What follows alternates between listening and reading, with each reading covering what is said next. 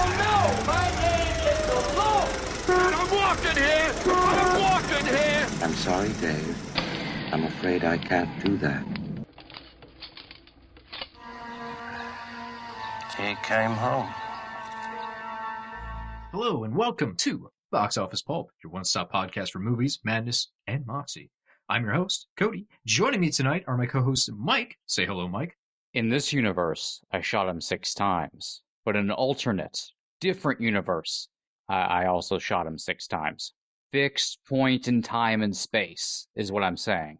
I mean, there's room for fudging that, because sometimes it looks like 7 shots, sometimes it's maybe like 5. But He they says mess with the editing. 6. He says 6. All because Knoomis doesn't know how to count because he's fucking insane. Doesn't change the fact it's 6. It has to die! Also, say hello to my other co-host, Jamie. Hello, Jamie.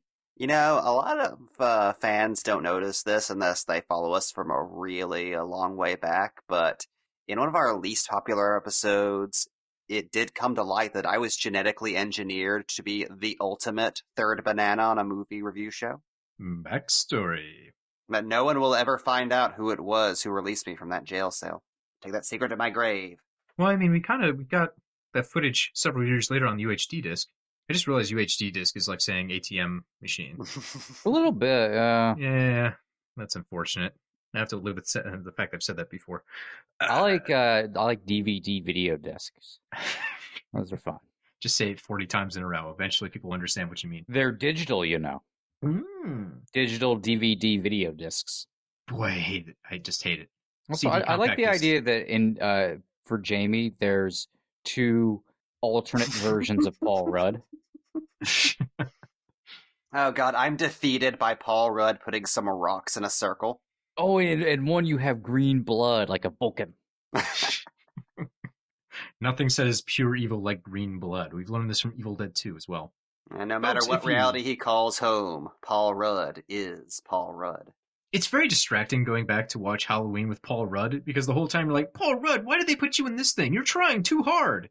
It's like you're just praying for him to get out into a good movie, and instead he has to be like, oh, here I am, it's Tommy Doyle. I'm saving a baby. Saving a baby. Introducing my career. Folks, I didn't introduce it, so you couldn't have guessed it unless you read the title, which hopefully you do before you click things.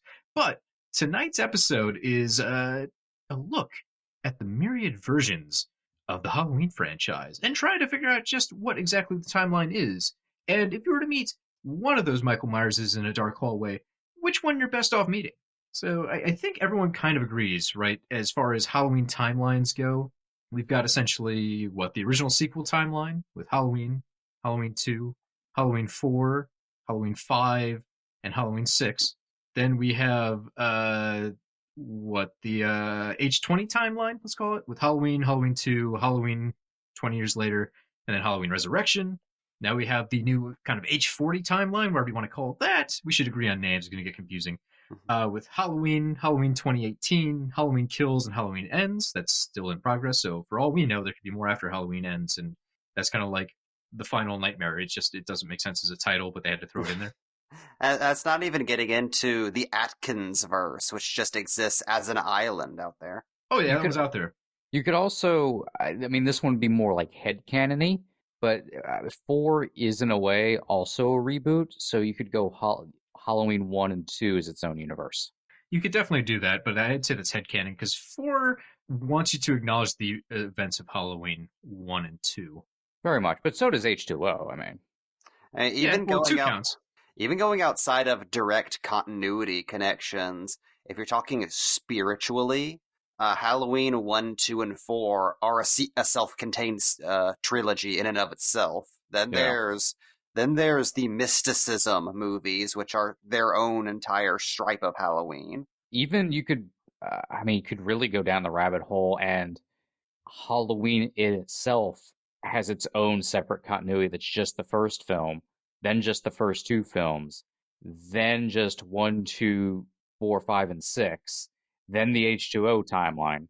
Like, you could go completely, because of the different thought processes that went into, like, the making of each one, Halloween is a fascinating, constant rebooting of itself, so it keeps creating new timelines.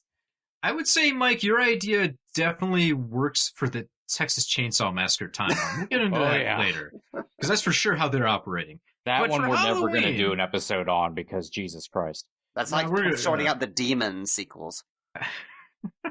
But for Halloween, I mean, I consider like the flow of production. So, you know, if they kill off Laurie Strode, that's probably like the end of the franchise, and then they have to do a reboot later on. But I kind of have my own maybe too headcanon-y, maybe not views of the timelines. To go full nerd here, let's say, for example, the reboot timeline of Rob Zombie's Halloween 2007 and Rob Zombie's Halloween 2 2009. You would think there's two films. The second one starts immediately after the first. How do you end up with multiple timelines from that? And I would say the fact that Rob Zombie has released a director's cut for both of those movies and has now made it practically impossible to get like the original theatrical cuts on disc makes it seem like there's multiple flows of that timeline. I'm fascinated by the idea of the hospital sequence at the beginning of Halloween 2 existing in its own like a corner of the multiverse. The Horseverse. That is, honestly, I love the hospital scene by itself. When it's revealed to be a dream, the whole movie kind of shifts into a different gear, a much slower gear. And way to death-proof it never really zombie. recovers, in my mind. Plus, no one likes spending 20 minutes on what turns out to be a dream sequence. Like, there's easier ways to show someone's mental state than to involve us in that long of a kind of gotcha moment. I don't like gotcha moments. Yeah, and I can kind of see the purpose of it, because they're trying to show, right, Laurie's declining mental health and having the lines between reality and fiction blur for her. So in that scene, it starts off what we have to assume is real, of her being taken to the hospital and being cleaned up. And then at a certain point when she's forced to go back to her room and nap when Michael Myers attacks, that's kind of a nightmare scenario, and everything from that point is fake. But it's tough to tell in those movies too, just from the endings and the alternate takes of the endings, exactly what they really wanted to portray them as.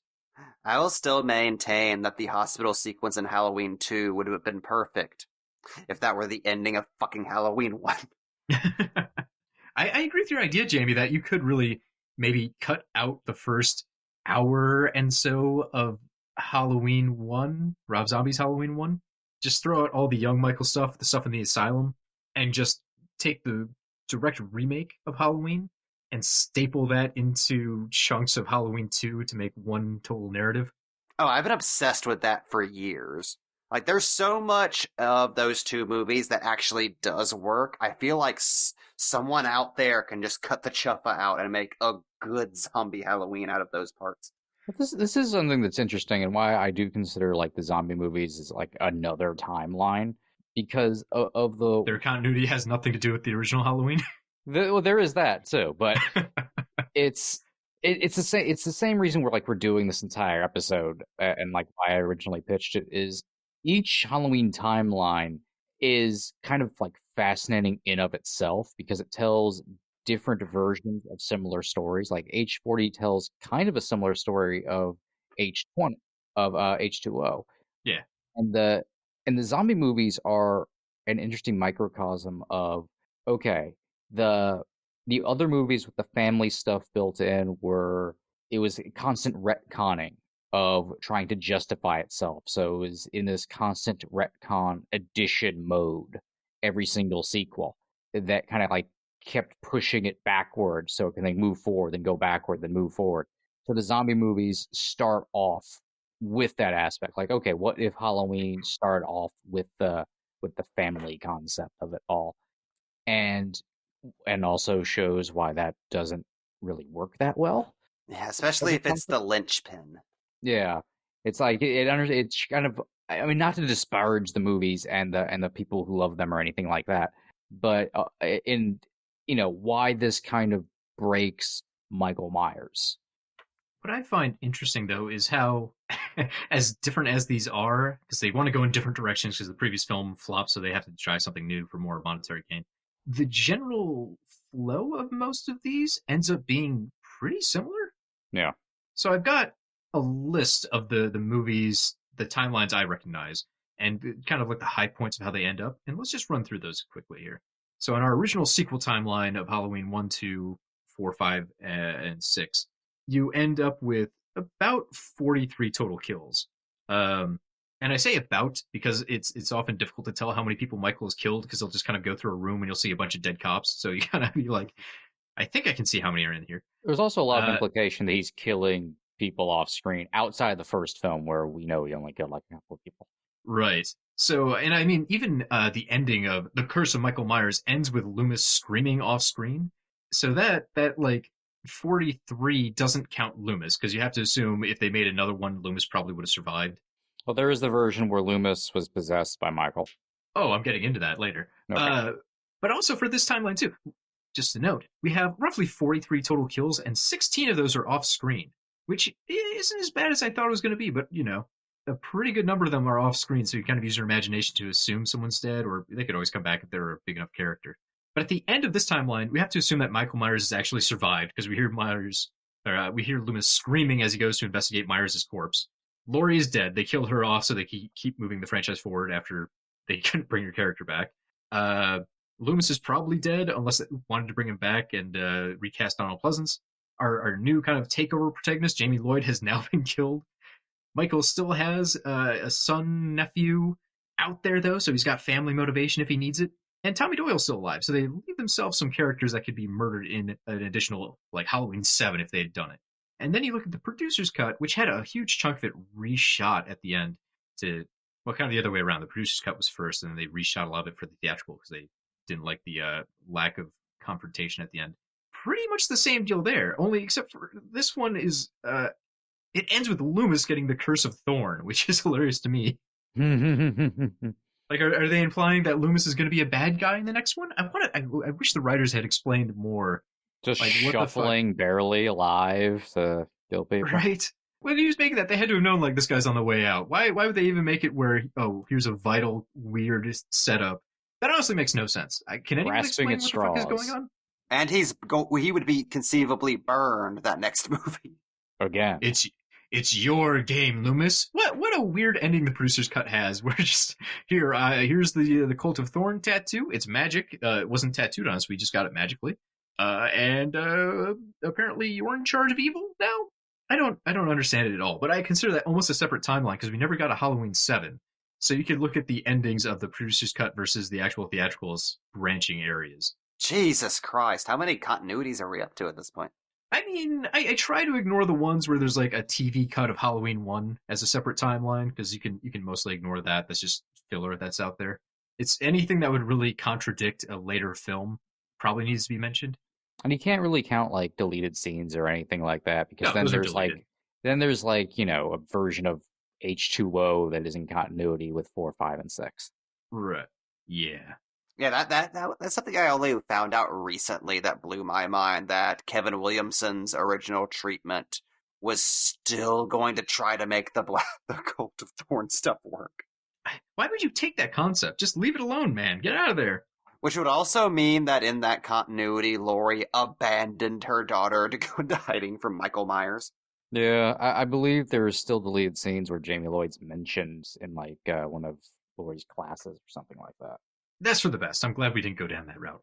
But speaking of H20, so that timeline, it's what, 4 movies? Halloween, Halloween 2, H20, and Resurrection.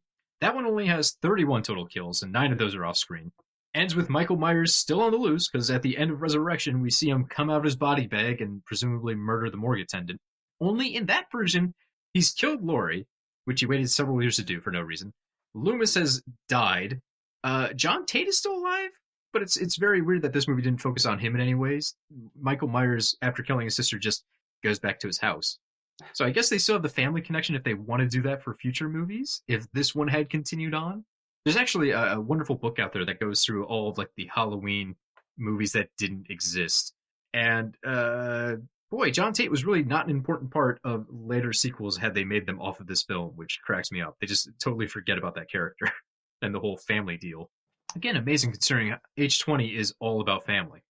That's a weird offshoot of the whole the Halloween franchise. This constant switching on and off of family being the driving force, like a light switch. It's like, imagine if throughout the Nightmare on Elm Street franchise, they occasionally just decided that dreams weren't really what this series was going to be about. Like going back to family, we have got the H40 timeline, which explicitly mentions that no, Michael Myers and Laurie Strode are not related. However, family is still the focus here because we get 3 generation of Strode women basically being forced to confront Michael Myers in the first entry of this new trilogy they're setting up. So it's still about family, even when it's not about family. That's the weird thing about Halloween. That's even more reinforced now that we're getting into a revisitation of a lot of old ideas with Halloween Kills. There's this very, like, Star Wars-like rhyming storytelling that echoes throughout all of these different continuities. Almost like Michael Myers is a full-on mythological character, and there are multiple versions of the same basic story that still hit a lot of the same beats. That's really interesting because that's very unique across pretty much any movie franchise.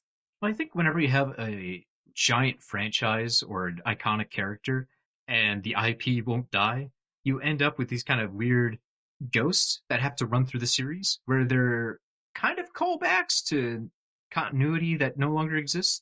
Like in the trailer for Halloween Kills, we get to see 3 trick-or-treaters that are killed wearing the masks from Halloween 3, which is kind of a neat throwback, but it just feels like all sorts of those moments are littered throughout these movies. Like, okay, it was popular when Michael did the head tilt in the first movie. We don't care about that. Let's have him do it again. He's got to. Why? Well, because we saw it before. It's just like the writers know it's a legacy sequel, and these things are almost hereditary. They're just baked into the bones of any script that happens after this point. Halloween's a unique beast as a franchise in that it's kind of in a constant remake state, almost, even in just normal sequels. Like kind of a Terminator problem, right? Yeah, very much so. It's funny. Stuff like Friday the 13th feels more different each movie, despite being exactly like carbon copies of each other. Like horny kids show up at Camp Crystal Lake, Jason kills them, but it never relies on like retreading characters or trying to hit nostalgia of the movie that came out like 2 years earlier. Where Halloween does, like it goes over it continues the same characters. It's constantly coming back around. Like, did anybody ask for Tommy Doyle to suddenly show up in part 6? Like, it all has to connect back to that original incident, which is hilarious. They mention it in H40 too. Isn't this that big of a deal? It's 40 years later. Michael Myers kills a couple. Let me check my notes. Yeah, in Halloween 1, there's 5 total kills, and most people don't even recognize one of those as being an official kill. Because, like, the mechanic that's killed that Michael takes the overalls off of, no one seems to count that guy. They just count the girls that Michael kills in the movie and the guys. Like the teens. What, he, like, had a heart attack? I was really curious about this. I was looking at, like, Halloween kill counts to make sure I wasn't too far off base with my own counts, and they mentioned the mechanic was killed by gunfire. And I'm like, what? I didn't see that anywhere. Maybe I'm not paying close enough attention, but they mentioned there were gunshot wounds on the mechanic, and I'm like, I feel like someone's making shit up, or like they pulled something from the novelization. I won't hesitate, Loomis. Well, that's the point I wanted to mention, too. Throughout all of the movies, one of the binding factors is Michael Myers has only used a gun as a knife. Like, he's never shot someone. Michael Myers has never picked up a gun and been, ooh, this is fun. Bang, bang, bang, you're dead. No, at one point, he sits in a chair in the dark with a shotgun to make people think he's just like a cop. And then when they realize it's Michael Myers, he stands up and impales them with the shotgun, like he's fucking stabbing them with a sword. That's the only way Michael Myers kills. It's got to be like by his hands, or he's got to be using a knife or bludgeoning instrument. Not many ranged kills in the Michael Myers repertoire. No, but that's he's an like up close and personal kind of guy. But that's another like interesting aspect of the different timelines is each one comes with its not necessarily reinterpretation of Michael, though to a degree, yeah, as it gets more in the family stuff, definitely the methods and the way he kills does change, and his personality kind of changes because you have to fit into that and the cult stuff than what it was in just the first film and age 40. I think, but like the way he kills and the overall like aesthetic of Michael Myers alters from timeline to timeline. Like Halloween 4 Michael Myers is probably the closest to Halloween 1 outside of H40, but H2O Michael is still different than Halloween Michael, and Halloween 2 Michael is different than Halloween Michael, and sure. Halloween 5 and 6 Michael is completely different than all the other ones, and same thing with like Resurrection, and it's kind of like crazy to me. Like I didn't really even hone in on it so much until age 40, and you see, oh yeah, I forgot Michael's supposed to be a dude who kind of enjoys fucking with people. Like there is like this trick or treat aspect to him where he wants to scare the shit out of people, and the randomness is part of it, like the unknown randomness, like when he doesn't kill the baby in age 40. It's like shit like that where, like, yeah, he was very different whenever he didn't have any modus operandi, essentially. And he was just the boogeyman. It's very fun trying to figure out his motives, because when they have him act differently than what you think he would logistically do based on past movies, that's when it gets fun. It adds a wrinkle to the character, who again is a mute, mostly hidden behind a mask, so we don't really get to see his emotions. Most of the time, he doesn't even make noises when he's killing, unless it's Rob Zombie's version. So the character is really just a shape, a cipher. And when they make those kind of choices, it's exciting. As a fan, you can take that interpretation whatever direction you want. And I should mention, too, I was really surprised going back. I crammed all the Halloween movies over basically 3 days. And I watched a majority of them over 2. Just 4 movies a day. And I would not recommend that. Give a little breathing room between those guys. Godspeed. But you do notice when you watch them back to back to back to back how different each Myers is. And the simple fact that I don't even think it's necessarily scripting. It's they never really got the same actor movie to movie. No. So in the first one, it's Nick Castle, who puts a very distinct stamp on Michael Myers, like the way he robotically sits up after being attacked, or the heavy breathing. All the classic iconic parts of Michael Myers are Nick Castle, right? Then in 2 we have Dick Warlock, who has a different walk than any of the other Myerses. You can identify him immediately from just the way that guy moves his body. I mean, he was like a stunt coordinator, a stunt guy his whole life, so I think he's got a different kind of control to him than you typically see in a lot of regular actors walking around. Yeah. But also, they add some hilarious twists in there. There's a moment in the hospital where Dick Warlock's version of Michael Myers gets through a glass door by simply walking through it. Like, he just leans his head forward and smashes his way through the wall. He's like a juggernaut in that fucking movie. He just goes for it. He makes a straight line and he just kind of slowly walks towards it. Not the slowest Michael Myers, I would say, though. So his seems very controlled. Yeah. But then, Halloween 4, the Michael Myers is George P. Wilbur. In Halloween 5, it's Don Shanks, who also played the Man in Black, although you only really see the Man in Black's feet, so I don't know how much that counts as playing him. Wilbur returns in Halloween 6, though, although they got Michael Lerner for the reshoots on that movie. So you kind of end up with 2 different Michael Myerses, which I think you do notice when you're watching that movie, like the amount of rage Michael has in scene to scene, I think it varies a little. And every director has a completely different interpretation as well. Oh, for sure. Age 20, they got Chris Durand as Michael Myers. Really, I think his body movement is great as Michael. I really like what he did with Michael Myers. Then it's Brad Loree in Resurrection. Again, this blows my mind because it's a couple years between movies, sure, but you think you could get a guy to come back and play Michael Myers again. It just astounds me they never get the same dude. Until you get to Rob Zombie's Halloween, and then it's Tyler Mane, and Tyler Mane is such a big piece of that character, they couldn't just hire anyone else. Tyler Mane had to be Michael Myers in both films. Yeah, and I do have to say, Tyler Mane's physical performance as Michael in those movies is very underrated in the horror community. Like, no matter what you feel about the quality of the movies themselves, Mane fucking brings it as a horror heavy in those 2.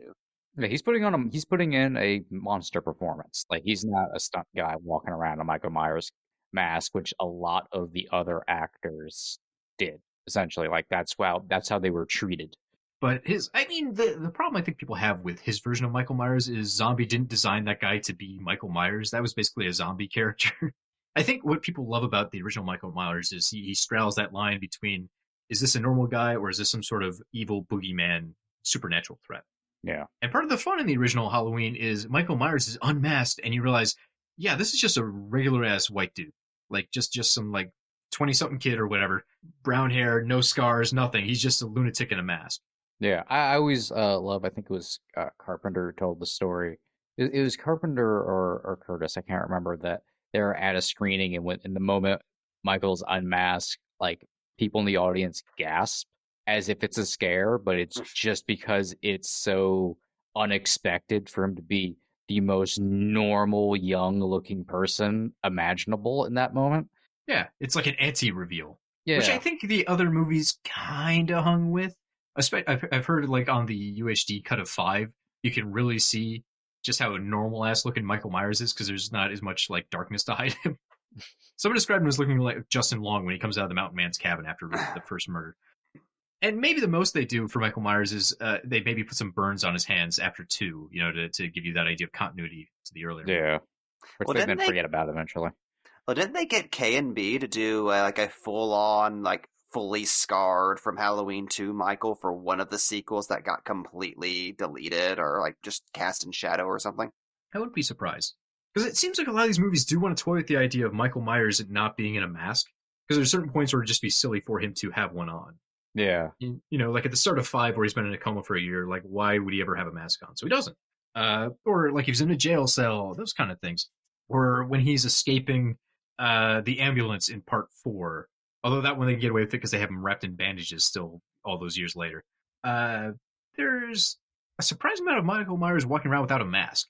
Which is weird, because like from a distance, I didn't think of that. I always thought Michael Myers always has his mask. It's very weird he doesn't. Then you go back and rewatch all the movies and like, oh yeah, there's a ton of times where he doesn't have a mask. They just don't show him straight up. They put him in shadow so the audience can't quite make out that he's maskless. But the characters in film definitely have seen him without a mask. Yeah, you forget, like in the first movie, most of the time when he's walking around town and driving around town, he's maskless. We just, only see his shoulder. Same thing for most of Halloween 4, honestly. In Halloween 40, there's a giant section where he has to kill to get his mask back. So we see him, like, standing around watching characters from behind. You can just tell, oh, that's a normal dude. At the start of the asylum, they don't go up face on and show him, but you can see the back of his head, and he looks pretty normal. You get kind of his milky eye as the only clue that he's been through some shit before. It's super common in all of these movies to just show Michael Myers, but hide it from the audience. Like, he's so disfigured, it's a tease for later, when in reality it's like, he's so normal, it'd be boring if we showed his face. Yeah. This is why I like the way that H40 played it, where you get a sense of what he looks like. Because, yeah, it's not really a mystery as what Michael looks like. We've seen him, and there's nothing particularly special about what he looks like, but you don't really want to see Michael. Yeah. Like, in that universe, it's been 40 years or whatever since he's been arrested. So there's probably, like, giant blown-up pictures of him in a police line like he's Charles Manson or something. Everyone knows what he looks like. So it would make sense. The characters in the film know exactly what's going on. But the audience doesn't want to see that. They don't want to see some 60-year-old, balding guy with a scar for an eye. Like, it's not that exciting. It's more exciting when he's got the mask. Yeah, and that's when the mask functions more of how it was originally supposed to in the first film, which is just an extension of him. It's that, cold blankness of nothing, where if you saw his face, even if he had no expression, it just wouldn't get it across. Like that's like him turned inside out is like the purpose of the mask. One thing I should mention too, that's almost startling, kind of going back to that idea of one, when you see Michael Myers and he's a normal dude. In Rob Zombie's Halloween 2, Michael Myers is just walking around for a couple years without the mask on. He only puts it on when he's decided he is going to kill. So there will be scenes where we full on see Tyler Mane walking around in a giant beard. And it's kind of shocking for how willing Zombie is to just show Michael Myers' face up like a normal person. It's one of those, there's obviously nothing scary about the face. He's just a very large bearded man. But the fact that he's been hidden behind that decaying mask for both movies makes it seem like, oh shit, what? That's not how this is supposed to work. For better or for worse, you should respect Zombie for being the one to go, let's do things like, let's not retread the same type of territory. Exactly the same. Like, we can change things up a little bit if we're in a new universe, essentially. Zombie's doing his own thing. I respect that. And I think that's why people love Halloween 2, because it very much feels like Rob Zombie's own film that happens to star a very burly killer in the Halloween mask. Yeah. But even the Halloween mask is, at that point, it's not white anymore. It's all grayed. It's all scarred up. Half of the face is torn away because someone grabs a chunk of it when Michael's attacking her. I love that Halloween mask, though. It's super different than all the other masks and the intention most of the masks had. But there's something exciting about seeing the Myers mask fucked up. I don't know what it is, but I always love it when there's damage to the mask. It's like It reminds me of like Batman Returns when he's got the mask off at the end, like, oh my god, there's a person underneath the rubber. Well, again, that's one of the recurring themes in this series across all timelines is the noticeable passing of time and the decay that springs from that is practically a character in this franchise. And more so than any other horror series. Like Friday the 13th is very 80s, but that series isn't specifically tied to the decade. Whereas I think there's something about the fact that the original Halloween is such a distinctly late 70s movie that anything that's commenting on that original or spinning off from that original, the fact that that original takes place in such a completely different era, like that, even if you're not trying to do that with the narrative, you have to comment on the passage of time a little bit. Well, each one does. Each Halloween movie always has to tell you, like, 5 years later, or, mention when the original events happened. They're all very focused on setting up an actual timeline and trying to tell you that things are changing from that point.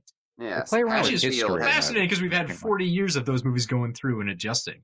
Whereas I would say I have no idea what the actual timeline is for the Friday the 13th films. Yeah, there's no story of Camp Crystal Lake, the community, that you can watch unfold. Yet with Halloween, there's always some kind of factor. Michael is getting older. Haddonfield is getting older and changing. You're watching generations of characters grow up.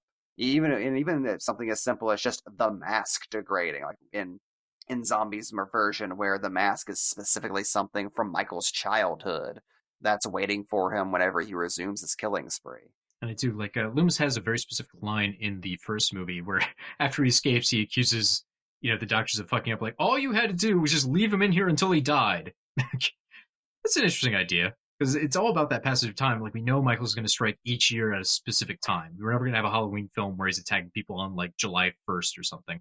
So there's a kind of calendar aspect to it. And because the franchise is so long, but we're tied to that original film, they are forced to show the passage of time. And curiously, Michael is essentially the same character throughout 20 years, 40 years.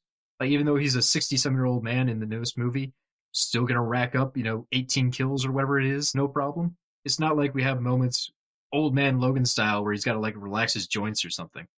The shape is monumental. Is monumental. But that's what's both kind of weird about the family, like, timelines, is throughout all of them, in a really great way, the events of the first film and Michael Myers becomes a, like, spooky ghost story. Like, it's the tale of what happened one Halloween night. He becomes a legend. But it's interesting that in the family timelines, when they add this wrinkle that, he's going after his sister, he's going after his niece, and there's the Thorn stuff, and there's a whole other purpose, like familial purpose to it all. They're still retaining that, despite those two things shouldn't really be able to go together. Like, everybody else is just in the way of this thing with his family at a certain point, which should take away from the legend, but they keep kind of going with, 10 years ago when this happened, or blah, blah, blah.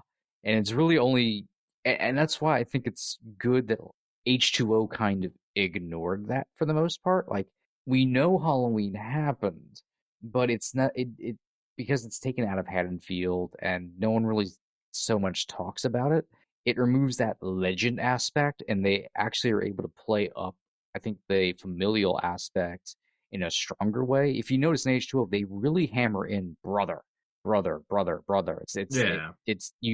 play him far less as the shape and more as Laurie's brother. And on that end too, they abandoned the idea of it being a local legend boogeyman stereotypical killer and make it more lingering trauma for Laurie. That's a movie that kind of hints that she's got a drinking problem and a lot of control issues over John. So by making it a deal where she's the only one who cares about it, that feels more true, right? Because sometimes the worst thing in your life will happen and everyone around you goes, I don't understand what you're going through. That's never happened to me. Or I kind of get it, but not really. I don't feel what you feel. And I think that's probably pretty close to what the reality of a Michael Myers attack would be. If there was a crazy man who killed 5 people, obviously it's horrible. But if you weren't directly involved in that mayhem, if you were like 10 towns over or something, it would just be something interesting you hear on the news and not something you're actually invested in or give a shit about or impacted by. But if you were the brother of someone who got killed in that kind of massacre, how would you ever let that go? That's what's great about whenever she reveals her past. It's not, someone doesn't go, "You mean Michael Myers?" It's like there's no blip. It's just like, yeah, my brother tried to kill me and killed my friends 20 years ago. No one's going like, "Holy shit!" And the monster Michael Myers, like he's just nothing. Like he came and went. That was a part I really enjoyed about Halloween 40. Halloween Returns. What they should really call that something besides Halloween. We can't have Halloween, then Halloween. It should have been Halloween Returns, and we all know it. Yeah. Ridiculous. The fans should just take that and rename it. It's a big part of that movie that, the characters kind of shrug it off. Even Laurie's own granddaughter is like, okay, watch Michael go to the new facility and then forget about it. She's unable to. Laurie's just been trapped by this whole thing her entire life, terrified of it. But even her own family doesn't understand the trauma. They're like, whatever, why can't you get over it? It's a couple of people that was 40 years ago. Just move on already. So I love that as kind of a driving force for the new series. I'm very interested to see what they do with it in the 2 remaining films. Yeah. H2O and H40 both tackle PTSD in very different but equally fascinating ways, where there's more... H2O is more about like a cathartic release because of the familial aspect, while H40 is really based around trauma. And Michael is now a symbol for trauma, generational trauma, past trauma. Instead of use Michael in different ways for each timeline, right? Yeah. So in the sequel timeline, specifically Halloween 1, he's the Shape. He's not really explained. He is the boogeyman. He just pops up to kill and scare. And you get that in 2 quite a bit, although they had the family connection. So all of a sudden, it just seems like there's something driving him, and he's maybe supernatural because he gets shot down plenty of times, gets back up. And the whole saw away thing on the blackboard, which who knows? But that was just Carpenter throwing shit at a wall. I always heard that was just to give Loomis more stuff to do, so he didn't have to go right to the hospital. Like he could be investigating. Yeah, and it's funny. Like the recent Joe Bob special hit, and he postulated pretty much like Loomis's role kept getting better, and I never really thought about it, but it's true. It's just because to justify, like the sequels having to justify themselves, they kept having to add stuff, and you need someone to add the stuff. So Loomis needed to be essentially like the mic piece for Michael to say things and give continually added exposition that's bullshitted together at the last minute. So you get Michael's shit like Sam Hain. Yeah. But that's really Sherry Moon Zombie's role, essentially, in Halloween 2. As the ghostly mother figure, she appears to both Laurie and Michael. And she just says what we want to believe Michael is thinking, right? There's a moment where Michael sees a billboard for Loomis promoting his book about him. And Sherry Moon Zombie basically steps up and says, this man's profiting from our tragedy, which is very weird because she's just a mental projection of Myers. This one's pretty sticky. I'm not quite sure. It's an interesting way to add. She's talking for Myers to the audience essentially because Myers doesn't talk. This one just gets confusing though because like she's projected out as like a figment of his imagination, but Laurie has the same figment of her imagination. So it's either a shared dream, shared delusion, a symbolic way of saying they're both mentally ill in similar ways. I love her, Scody. I don't know if you know this. Right. But if you go back to the first Halloween, and to a lesser extent Halloween 2, Loomis is pretty much trying to get it across that there is no inner monologue to Michael. Like pure that's what evil. His explanations are very vague and just really getting across that he's just an animal. He's nothing. He's just evil. But as you get into the sequels, Loomis is being that mouthpiece and starting to project thought processes onto Michael. And that completely changes the character. Yeah, because we never have Michael sit down and explain exactly what he's doing or why he's doing this instead of that. So if the guy who knows him the best says it, you kind of have to take his word. But for the sequel timeline, to get back to the original point left quite a while ago, we start off with Myers being kind of a borderline mythological boogeyman figure. And then by the end, he's a member of a cult who's cursed. And 4, 5, and 6 really are of the same ilk, I would say, where they really kind of start leaning into family supernatural stuff with Myers. So he ends up being a more traditional slasher boogeyman, I would say, by the end of those films. But you jump to the H20 timeline, in that he starts off, it's Halloween 1 against the base. So he's the Shape. Then for H20, he just shows up, but he's fairly human, and they kind of demystify him in parts. When he pulls like a disappearing act trying to attack Laurie, the camera actually cuts to show him standing on top of a bunch of tables, and that's how he disappeared. He just exited her viewpoint, Yeah. He's not doing anything sneaky supernatural. Michael. Exactly, yeah. He was just, let me just move a little to the left. Resurrection really kind of dumps this because Myers gets like knocked out of windows, he gets shot, he gets electrocuted and all sorts of stuff. He's full on Jason. Yeah, but at the end he comes back from being clearly murdered 10 times over. So Resurrection had it been popular, I'm sure that would have been the start of a new wave of Myers where he is basically just an unstoppable zombie killer.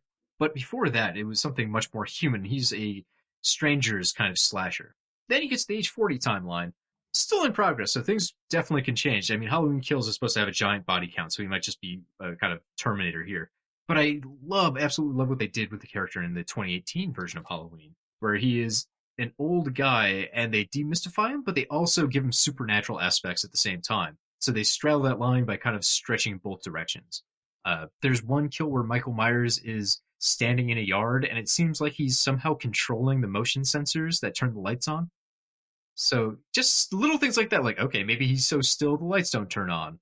Or his evil presence is enough to like cloud him in darkness right before he strikes. And it's a great thing where if someone were to like in universe retell that story, they would telephone it and it would go from there being, just this light and he moves whenever it's off to him having moving at supernatural speeds or like him appearing in different places. Like it adds to that like campfire ghost story thing of Michael, even though he is just human.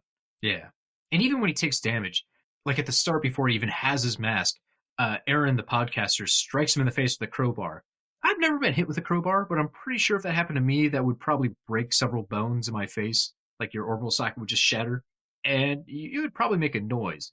But at age 40, Myers is, again, slightly pulled in the supernatural angle, so he kind of shrugs it off and just immediately goes back to beating Aaron to death. We have moments like that where like he gets shot and he kind of staggers for a minute and then he keeps moving and never like expresses any kind of inability to use his arm, even though Laurie shot him clean through the shoulder. Stuff like that. He takes damage. Sometimes he shows it. Sometimes he bleeds.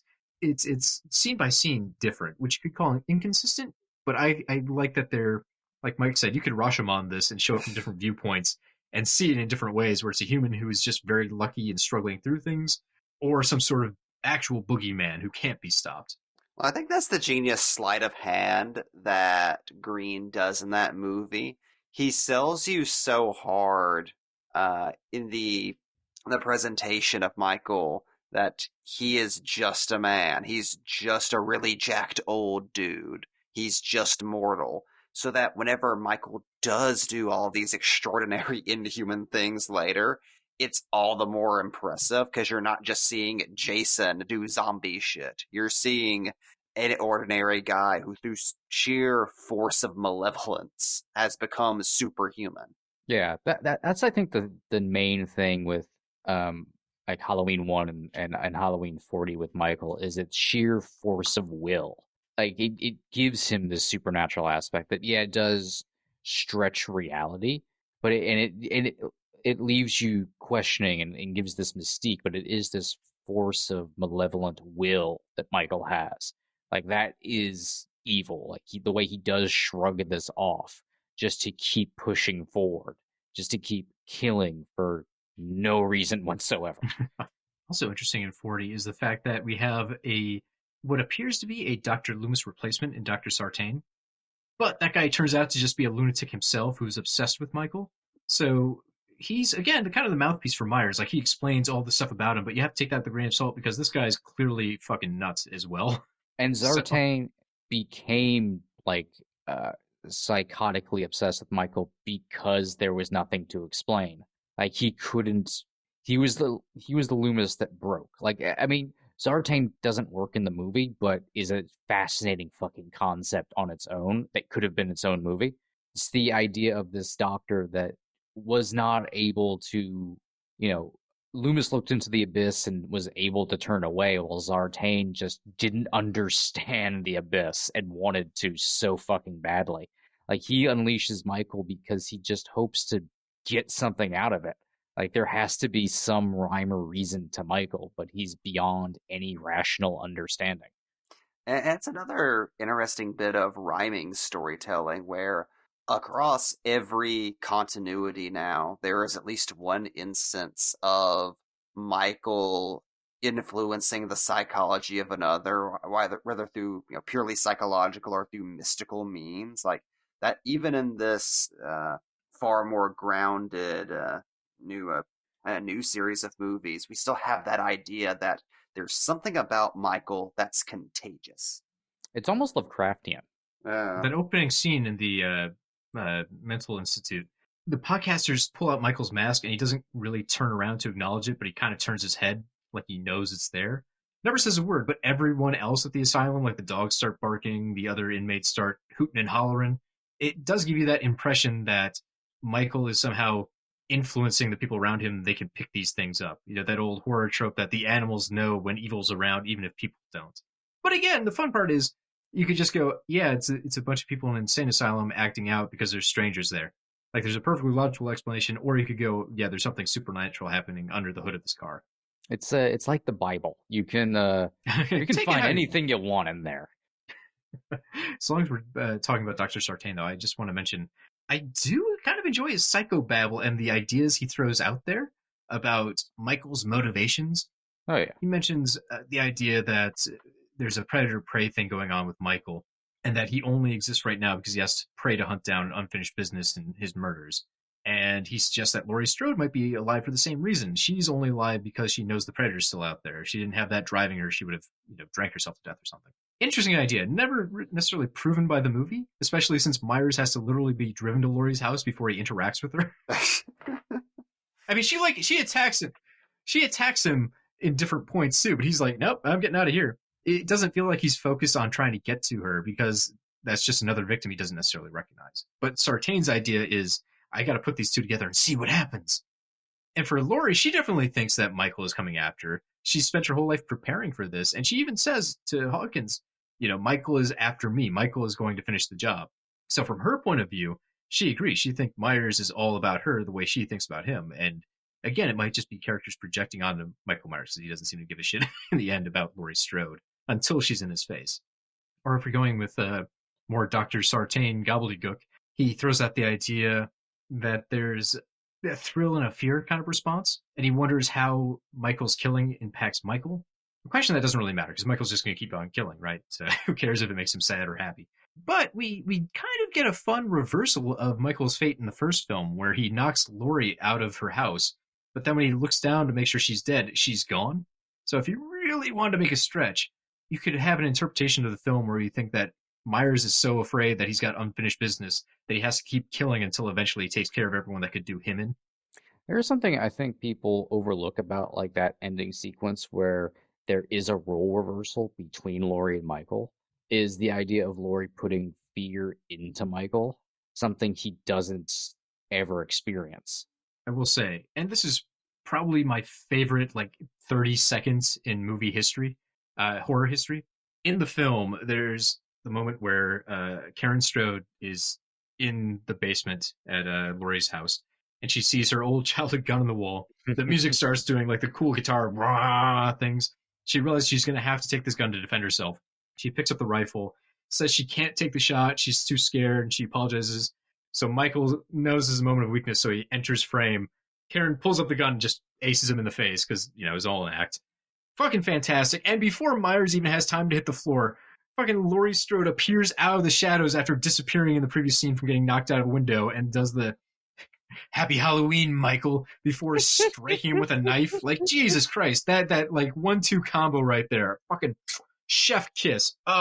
So the music and everything coming together at that moment. Oh my God. Fantastic. Trick or treat, motherfucker.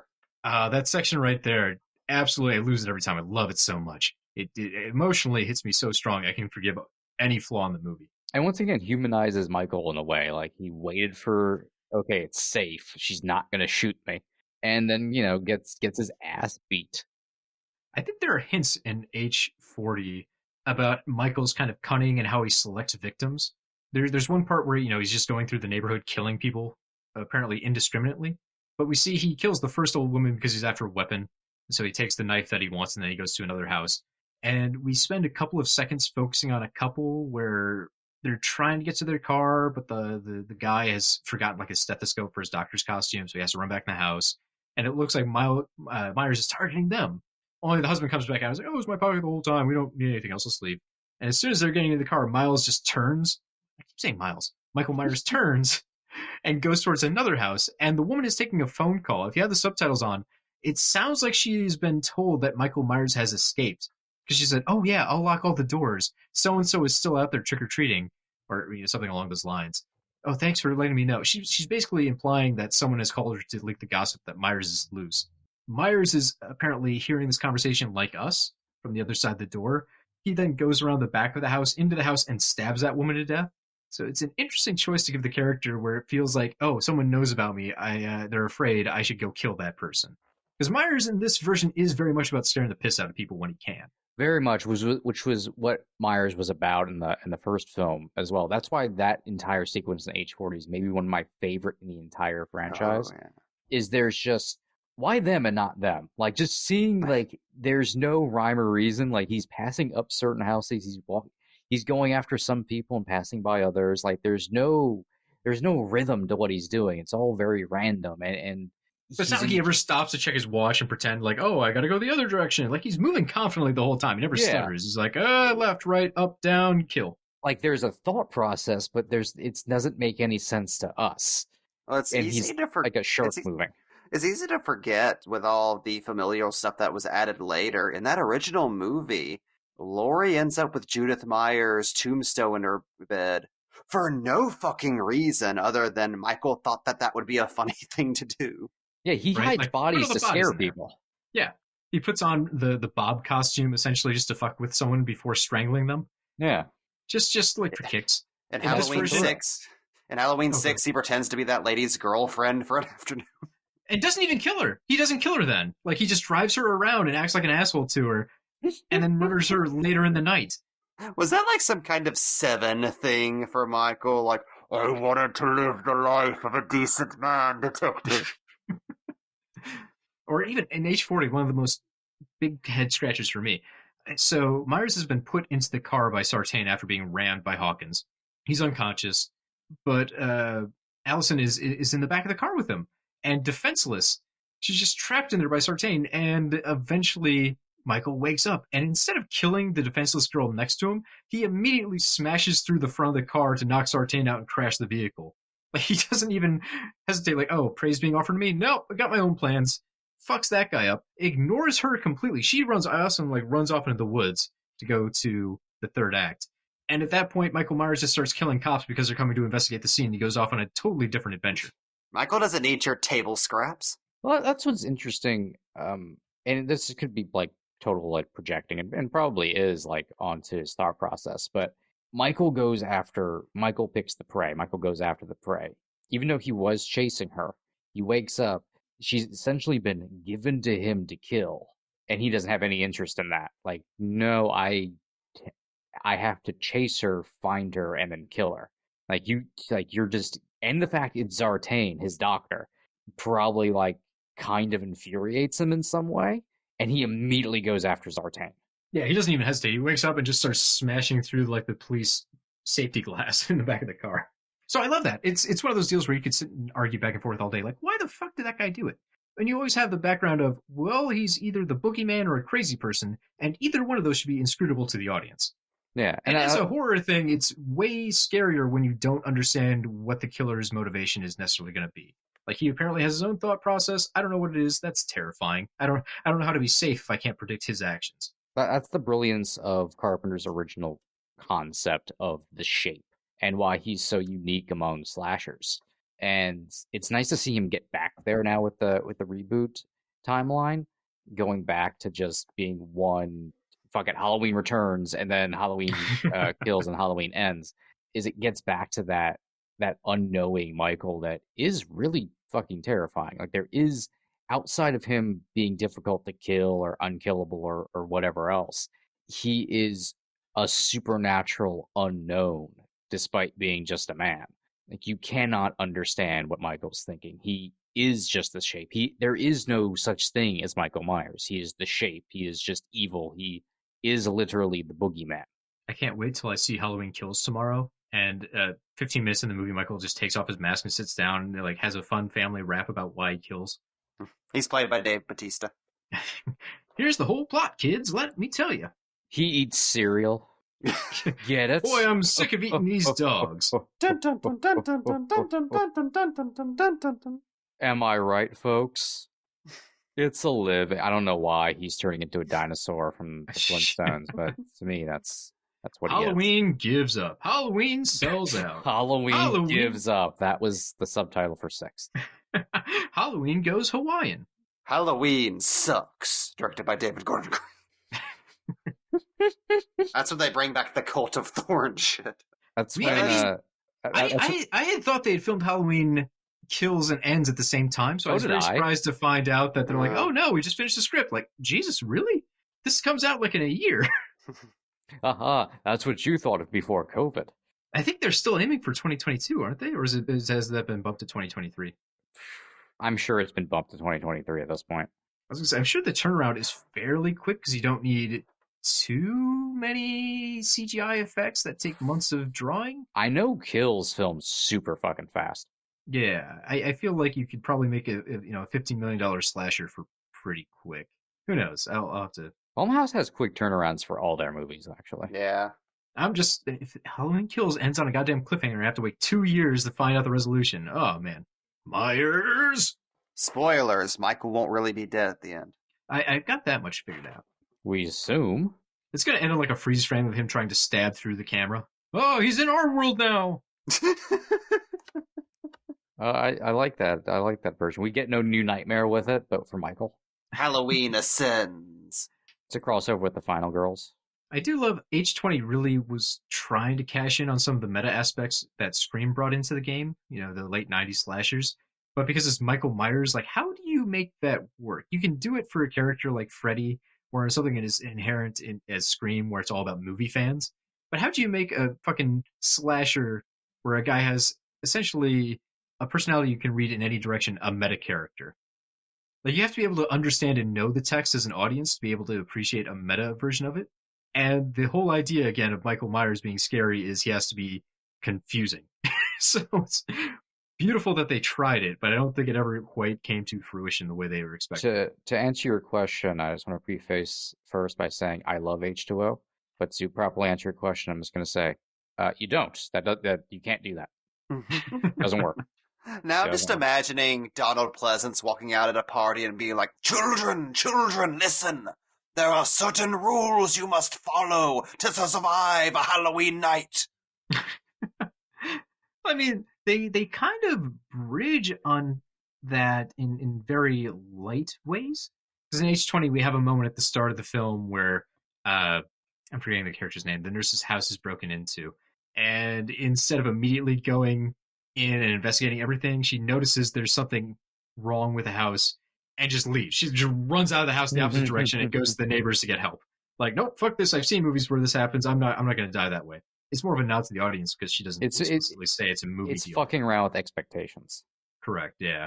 But then it pulls pretty much the movie you expect, where Michael still kills everyone from that scene. Just to talk for a moment about something we were talking about earlier, because the nurse thing reminded me. Again, Halloween is the only series where they're like, you know what, let's check in with the nurse 20 years later and see what's up to.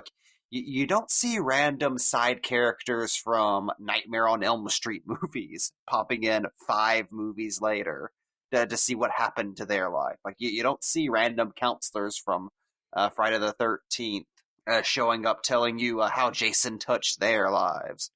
Imagine there's a new Friday movie, like the 13th Friday movie finally comes out after 10 billion years, and they bring Crazy Ralph back. Not even like Thomas they don't bring anyone you'd expect. None of the characters like who's been in 2 movies. They just find the most obscure guy who's like in the background eating a hot dog from a scene or something. Forrest Whitaker shows up as Reckless.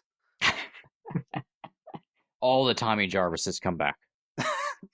So one thing I want to point out about diverging timelines, if you go to the original Halloween, we already kind of covered the kill count at being like 5 plus a dog. And one of the kills kind of gets forgotten because it's the mechanic no one ever cares about. You jump to Halloween 20 years later, and they wanted to replicate that idea of Myers being more limited in his kills, and it's being more about the tension, the stalking, all that kind of shit. Halloween 20 has 6 kills, and 3 of them are off screen. And 3 of those kills are in the opening scene, essentially, of the movie, because it's the nurse and the 2 hockey-loving neighbors. Like, that's an incredibly low body count that's more in line with a 1970s slasher than something that came out in 1990, where we were expecting, a little more after the glut of all the kills from the 80s films. Then you jump into what is essentially, let's back it up. Let's go to Rob Zombie's version of Halloween, which I don't think anyone should be surprised has a lot of kills. But in Rob Zombie's remake, there's about 18 kills in that movie, depending on if you're watching the unrated cut or the theatrical cut, because the unrated adds a couple of extra deaths in the prison escape scene. None of those are even off screen. So the difference between the 1990s version of Myers killing a handful of people to 2007 is a lot. And then you jump into the H40 version, which is trying to harken back to that original feel of Halloween. That one still has like 16 kills and 7 are off screen. Well, it's fascinating going through the series and seeing each era of horror's mores towards kill counts and gore reflected in that Halloween. Like, there's a flavor of Halloween for every flavor of slasher movie throughout the years. Well, going off of that, Halloween used to pretty regularly have some nudity and some sex scenes. H40 has a scene where a character says, "You're going to get dry fucked tonight," and they're making out with their clothes on. Well, Halloween was never really a TNA franchise like Friday the 13th or even a lot of the later Freddy's were. Like, there's some fucking in the first movie that's fairly dispassionate, and there's an occasional tit here and there. But you like what you see, what's the matter, got your ghost. That's pretty explicit. I think they're going for a reaction there. That's TNA. Honestly, the nudity in Halloween 2 almost seemed to rub people the wrong way. Like, it just seemed out of balance with Halloween, despite there, for the most part, being nudity in Halloween. Halloween would have kind of felt natural because it's just about teenagers fucking around on a holiday, literally fucking. Yeah. Halloween 2, it's very weird. Like, hey, we're in a hospital overnight. People fucking hospitals, right? It's very gratuitous. It's very Friday the 13th, and it doesn't feel in balance with everything. Well, that's there's so much glaringly wrong with Halloween Resurrection, but the weirdest takeaway from that is how horny it is. It feels very off for Halloween. Even, like, too much cursing occasionally feels weird in Halloween. Like, this is the zombie version, then it's like, if there's no one cursing, it feels out of place. Well, yeah. But it is odd that for Halloween, there are more societal mores at play for, like, the tone, where it does feel like it shouldn't get too skeevy, except in the kill department for the most part.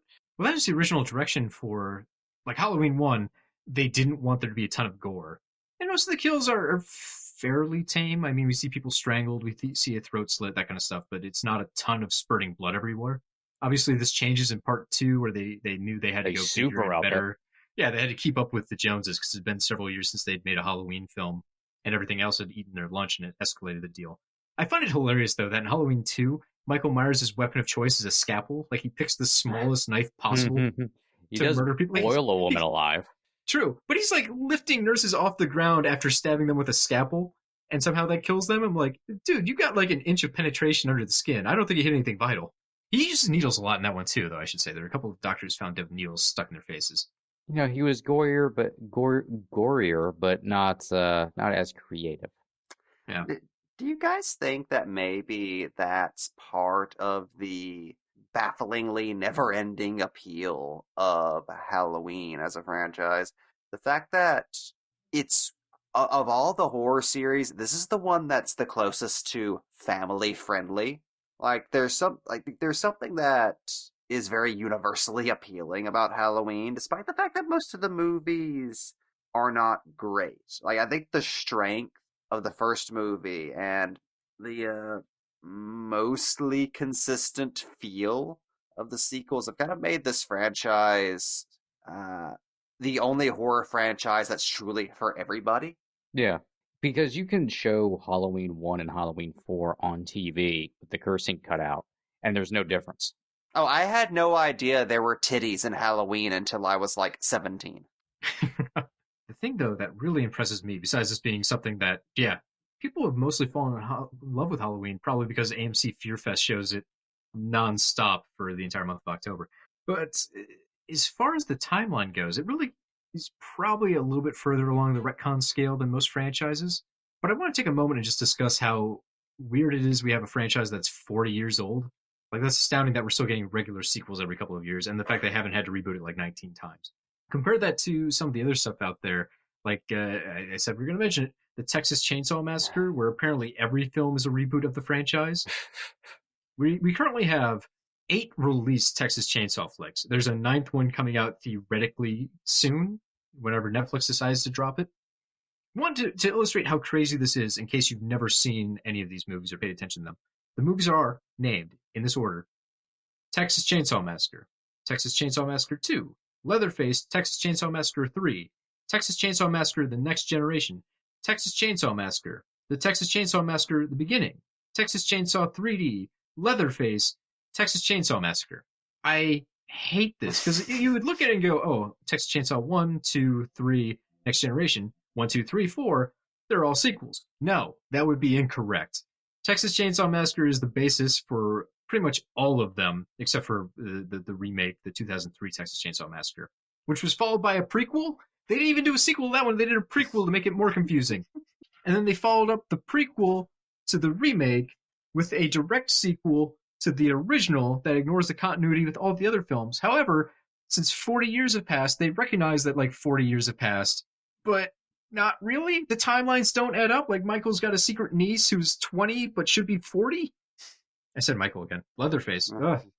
Texas Chainsaw Massacre, just looking at it makes me insane. There's a prequel called Leatherface that I think is technically a prequel to the original Texas Chainsaw Massacre. I believe so. And Texas Chainsaw 3D. Yeah, we have reached the point where there are 2 mutually exclusive Leatherface origin movies. Like the fucking Exorcist. It's astounding to me. So if you want to talk about weird splintered timelines where they could just never figure out what they want to do with the series, Texas Chainsaw really takes the cake. Well, the best way to explain it to somebody, I feel, is to say every sequel is a fan film of the original Texas Chainsaw Massacre, including the one Tobe Hooper directed. It's all in-universe, too. All in-universe fan films. I think the important thing to note here, as we kind of approach the end, is, but Child's Play is perfect. Child's Play has never had to falter. They kept it all together the entire time. Perfectly good. I mean, that's the weird deal with Halloween, though. It's been the same producers, right, throughout the entire thing. Even if John Carpenter and Deborah Hill have sold their stakes and moved off and back onto the project at various points. The Akkad family, huh? You would think, yeah, the Akkads would have kept this together a little tighter, but they're kind of taking, like, the James Bond approach of, like, okay, whatever works this month, one of these is going to stick.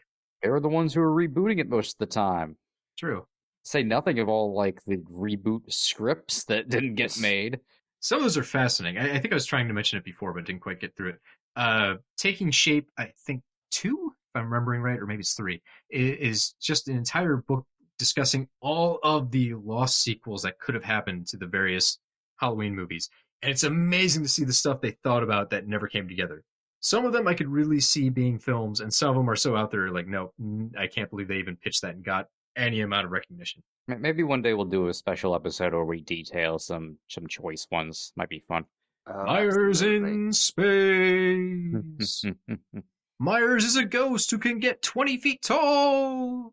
Technically, actually, that movie sounded like it would have been fun. I would have watched it. It did sound like it was fun, but technically he was a spirit of evil conjured by the fear of the memory of Michael Myers by the town. So they did go New Nightmare with it. They were trying to, yeah. It was a hard concept, I think, for audiences to understand. Or it would have been a hard concept to sell, really. Especially in the mid-'80s. Yeah. But still, a man can dream. One last note that just also fascinates me is I think the biggest aid to continuity and timelines, just make your movies one after another. Look at the Saw movies. Even if they had to kind of retcon things on the fly, they essentially made 7 movies in like 7 years. They didn't have time to think too much. They just took the actors they had on, already hired from the previous film and said, okay, your character lived. Great. You're the new main guy. And even when they did sequels like years later, they kept it all in continuity for some reason. All of the Saw films play together nicely, which is very odd to me. Like, you think they would have just totally rebooted at some point to find a new Jigsaw. Honestly, Disciples. The best thing to do with horror, because we all know how horror sequels are churned out and how horror sequel continuity works, is if you just do it as fast as possible, there's less of a chance of fucking it up. Yeah. Where it's still not going to quite work, but it's going to work better. You'll live with it. As you're watching these, you're probably not going to watch them back to back like me, so you're not going to notice how weird it is when some of these things change. If you got like a month or 2 years between movies, no one's going to give a shit. Just keep pumping them out. You either have to do it really fast or be like Friday the 13th, where you're so fucking casual about your retcons. You're just like, yeah, new Tommy Jarvis this time. Turns out he did not become the new Jason, and he just resurrected Jason, who's now a zombie. We're moving on now. This movie now takes place 15 years into the future. All right. Before we wrap up, I started this, and goddammit, I took all these notes for a reason. I'm going to finish it. Total kill counts for the Halloween series. Just going to lightning roll them off. These numbers might be wrong, people. I've watched too many movies after work, and I just kind of scratched them down in a notebook. Preface. I'm probably wrong. Anyway, these are roughly correct. Okay, so the sequel timeline, we've got 6 movies and 43 kills. The H20 timeline, we've got 4 movies and 31 kills. The H40 timeline so far, 2 movies, 21 kills. And apparently Halloween Kills is real heavy on them bodies. Our reboot timeline, 32 kills in 2 Jesus movies. Christ. 32. So if you were ever going to bump into a Michael Myers, pray it is not the Rob Zombie Myers. Michael Myers is slamming in the back of his Dracula.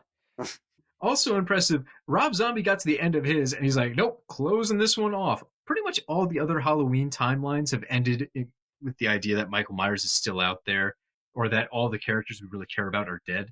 His version, fucking Michael Myers is explicitly dead. Loomis is dead. Laurie's in a psych ward, or dead, depending on the version you watch. Like, they're all gone. All the characters are dead. They're not coming back unless they really lean into the supernatural stuff. And then it's a totally different flavor. And he still wrote scripts to it. And technically in Halloween 2, Michael did explode. Yeah, they kind of brushed that one aside. He's got some and burns. Then was vaguely burnt. He had both his eyes shot out, for Christ's sake. Yeah, we just ignore that. Really glance over that. Yeah. Made a cool mask. I do like the blood tears, but I digress. So yes, Michael Myers from Zombies films, we didn't spend a lot of time talking about them. Mostly because he doesn't feel like Michael Myers to me. We get so much of his background, it feels like you kind of understand the psychological reasons for why he does what he does. When he kills, you can definitely hear the anger in Tyler Mane as he grunts and screams, stabbing people. He even says his final words to Loomis, "Die!" before stabbing Loomis to death. We have probably the best psychological understanding of any Halloween character in Rob Zombie's Michael Myers, which is very weird, but it is out there. It's an interesting experiment in Michael Myers, I think. For good or bad, it stands as at least an interesting experiment. They should put that on the Blu-ray cover.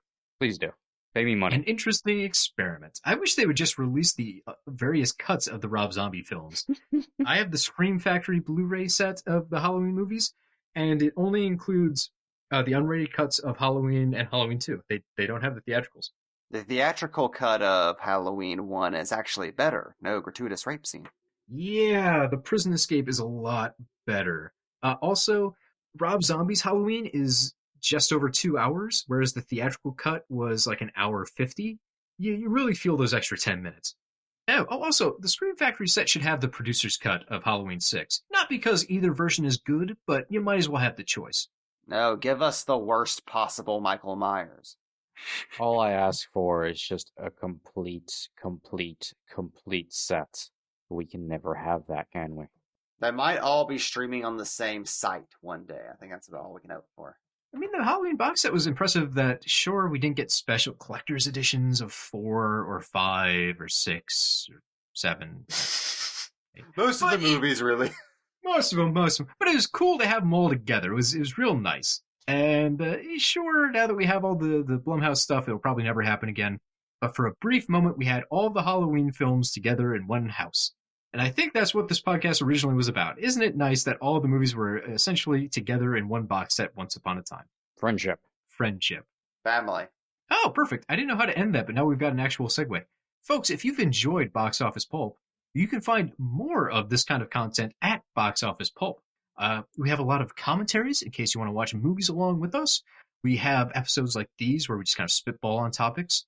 We have mini reviews where maybe it's just two of us talking, so you don't have to worry about me giving my thoughts and hogging the microphone. Those are nice. We've got all sorts of content, so look us up. We're on iTunes. We're on Stitcher. We are on Facebook. We are on Twitter at Box Office Pulp. I think I hit them all. Did I get them all? You got, yeah, I'm pretty sure. Amazon Music, things like that, you know. I always forget Amazon Music. Man. It's good. It's a good place to listen to us. Also, rate and review us. It helps a lot. Join our own Cult of Thorn. Cody's like Dr. Death. Can we get cool tattoos? No one wants that tattoo. No, people love the Cult of Thorn tattoo. It's very simple, which I think people like. You know what it is as soon as you see it. It's perfect. That's the problem. Why is that a problem? I don't want to be associated with the Cult of Thorn. We're not getting into this. What, you don't want to be a member of a cult? Are you too good for being a cult member? I am not too good for being a cult member, I assure you. Get the tattoo, Mike. Prove it. I'd like to be in a better cult. It sounds like you're thinking on your own instead of being part of the cult, Mike. Well, I'm still shopping for a cult, so I'm allowed to do that. Folks, if you have a good cult to sell to Mike, you can contact him at, I don't remember what your handle is. At Lucky Deck Napier, pitch me on your cult. Pitch Mike on your cult. I can't wait. I hope someone actually gets you some good suggestions. I hope so. Send your cult suggestions, care of In Prison Mike's Mind at boxofficepulp.com. Folks, that's a wrap. Remember, never drink the Kool-Aid unless it's cherry flavored. Get the hell out of here. And like that, he's gone. Do you think what flavor did Jones use? Did anyone ever disclose that? Jim Jones, when he murdered everyone at the Flavor Aid? Yeah. I don't know. I don't know if they ever said what flavor it was. Well, just imagine that's the last thing you drink. Hopefully it was tasty. Hopefully the lemon juice kind of masked the rat poison or whatever it was. Grape. I really hope it's grape. It had to have been grape, right? Because at the time period there was no way there was that many flavors. It had to be really basic. Hold on, I bet the internet has this information. It was red, probably. It was just the flavor of red. Especially because it was Flavor Aid. Grape! It was grape. Ah. No. Jonestown Massacre, large barrels filled with the grape variety, laced with cyanide and tranquilizers. That would have tasted like fucking cough medicine. Fuck, it's bad enough you're dying for no reason. In the heat. You're drinking grape fucking Flavor Aid? Oh, God. It's like a sweet tart melting in your mouth. That's or depressing. Mr. Muggs. Jonestown was not Flavortown. I'll tell you that. This is Box Office Pulp Guy, and this has been a Pulp Podcast production. Now please, please, please, put a gun in my mouth and pull the trigger and say goodnight. And now, on with the show.